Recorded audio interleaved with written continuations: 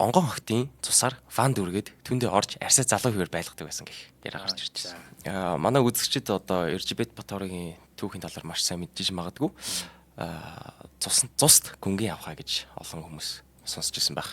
За Эржибет бол 1560 онд төрсэн бөгөөд эцгийнх нь 10 настад нь нас орж исэн.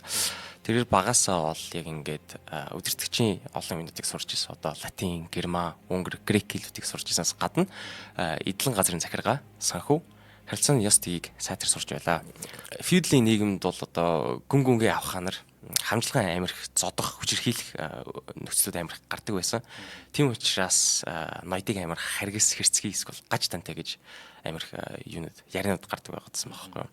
Тэгээд нөхрийнх нь бие муудаад нас орсныхын дараа Эржибетийн талаар иймэрдэх яриад маш их гарч эхэлжсэн. 1602 онд Лютерийн урсгалын пастор Иштфан Мажара гэдэг хүн тэр цайзын ойр орчмын айлаас нь залуу охтууд алга болоод байна гэж гомдол гаргаж байгаа. Тэгээд энэ гомдол нь явсаар байгаад нэг 8 жилийн дараа 1610 онд Унгарын хаан 2 дугаар Матиастын чихэнд хүрсэн. Тэр тэгээд энэ асуудлыг шалгуулж эхэлж байгаа. Гэрчүүдийн мэдүүлснээр Эржибет Баторын хэдэн жилийн турш болчир залуу охтыг хуурч цайцтай оруулан зодож өлбрүүлж тамгалж байж. Арсыг нь халуун чимхүүрээр татаж таслах, нурууг нь хойш дийлгэсээр байгаад нугасыг нь таслах, гар хөлийг нь дагнтал боох зэрэгээр яргаж алдаг.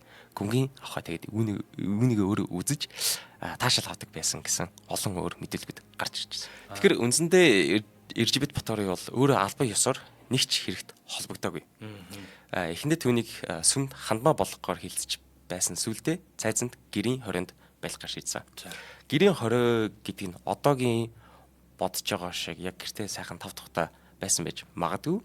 Эсвэл зарим сурчсаар харж яхад Жахтид цайзын зойронд хав харанхуй өрөөнд 3 жил амьдруулсан гэж ярьд юм билээ. Энийг ясандаа бүр зүгээр энэ хүн дээр ингээ бүтэн юм ажиллаад те.